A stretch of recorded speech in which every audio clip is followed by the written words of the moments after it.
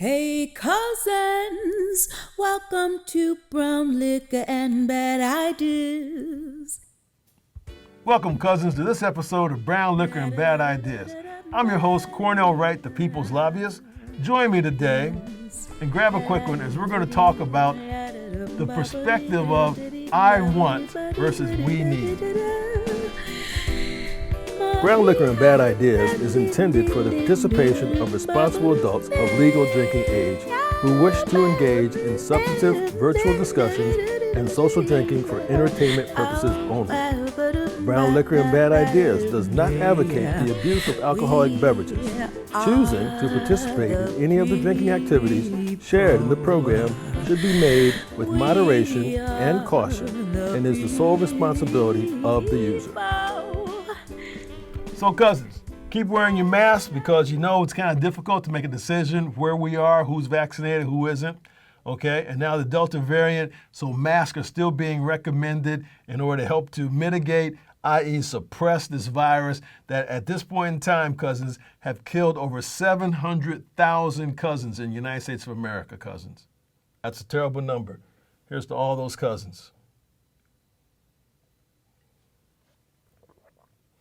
So today we're going to have a little bit different format. Today we're going to have an opportunity. I'm going to read to you an essay that one of my cousins sent to me. I agree with the essay as being presented, and so allow me just to go through and read it and capture his words because I think he did a pretty good job doing that. And what we're talking about is the differences between I want versus what we need. So you think about, cousins, one of the components I've continued to talk to you about on this program is we the people. We the people in order to, i.e. the preamble of the Constitution. It's our country. Are we in fact doing the things that are best for all of us? Now this particular essay I'm about to read gives a historical perspective, and it talks about our dealing with and our fight with the COVID-19 virus and the variant, okay? But I think you'll enjoy this. It's very well put together. It follows logically. Let me read it to you, and I'll have some comments at the end. Fair enough, cousins? Join me with one.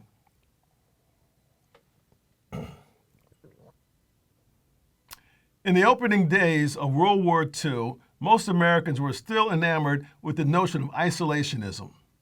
The idea that if Europe and Asia wanted to go to war with their neighbors, it was of no concern to the United States. Safely ensconced between two mammoth oceans, the Atlantic and the Pacific, separated by thousands of miles from Axis powers of Germany, Italy, and Japan, the American people were content to let their European allies in England and France fend for themselves in a war in which America had no stake. Or so they thought.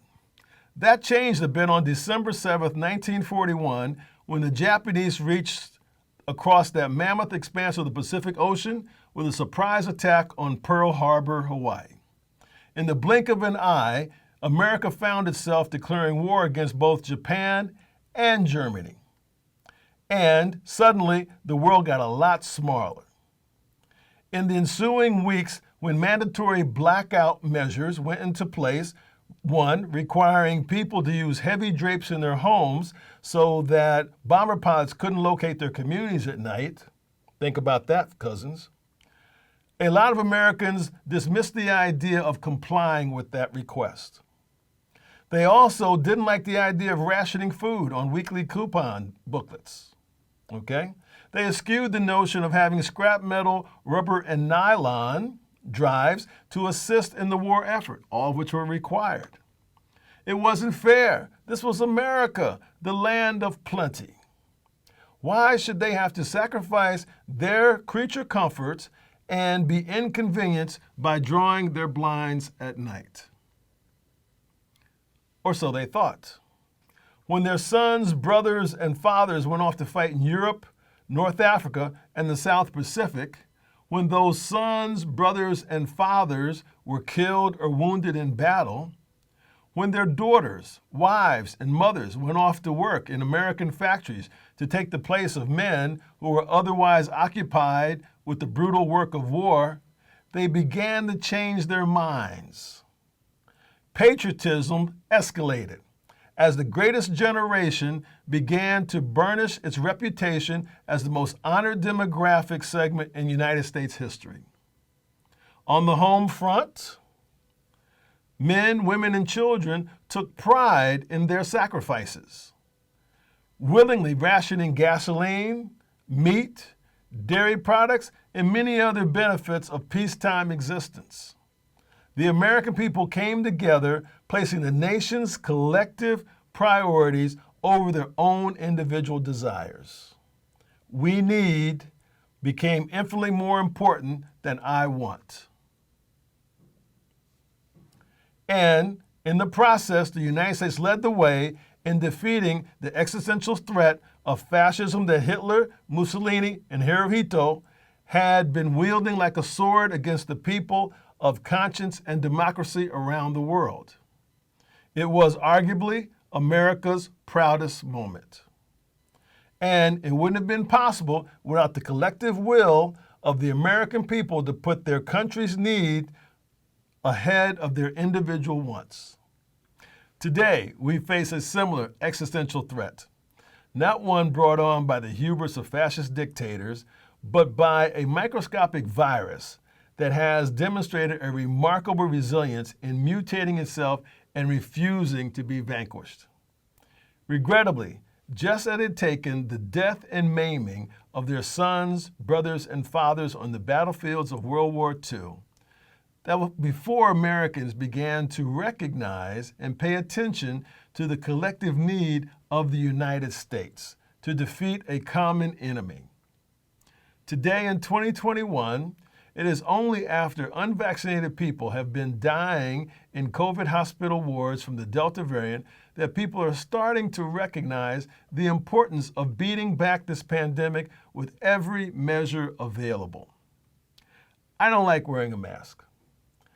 I don't like maintaining social distances. I don't not like being able to gather in large crowds in indoor settings, social events, churches, or at work. I don't like that. I don't think anybody does. But we do these things because we recognize that the alternative is far worse. Sometimes I wonder whether America would win World War II if the members of the greatest generation were swapped with the individualistic, self-absorbed, so-called libertarians of the 21st century America, who seem all too willing to act like the isolationists of 1940, content to place their individual wants and desires over the collective needs of their communities, their regions, their country, and their world. At times like these, we face a choice. What is more important? Is it I want or is it we need? Think about that for a quick second, cousins.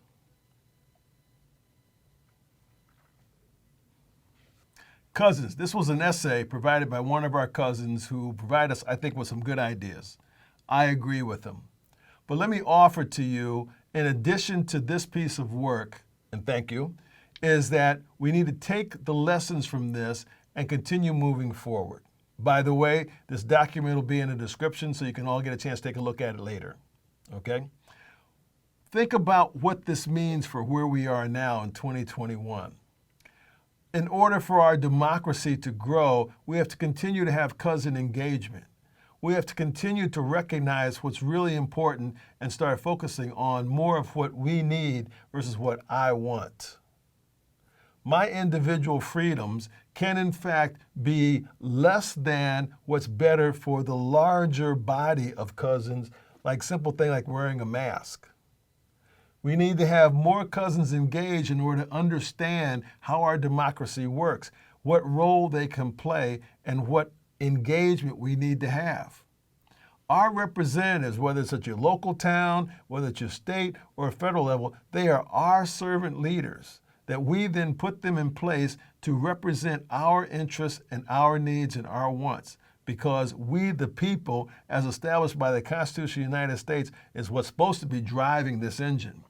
Not corporations, not individuals with their own ideas or their hubris as described earlier, and not a whole bunch of bad ideas, cousin. There's good ideas out there. Why aren't those good ideas that are helping more cousins get what they need to survive in this country getting a chance to get supported? Let's not fall for the, oh, this is what's happened, and the whole description of them or us, okay? It's all of us. All of us get a chance to not only make the United States better, but in fact give us a chance to present as a representative of democracy for the rest of the world. And don't believe that's not under what? Compromise? Under challenge? The whole nationalistic concept, when you hear that concept, nationalism, that's not democracy. That's saying that we want our country and not anybody else. My contention is we want our country and everybody else. Because if we're the best, we need to be leading the country, leading the world by the best ideas and the best concepts. Because the world is ours as well if we work with and coordinate with our partners around the world. You with that, cousins? So it starts with us. Help with the United States. Let us be all that we can be, and the rest of the world recognize, hey, that's a good model. Let's go get some of that. And if they do, then we're all in a better position. Thank you for joining me, cousins. Wear your mask, get your vaccine if you haven't, and we'll see you next week on Brown Liquor and Bad Ideas. We are the people.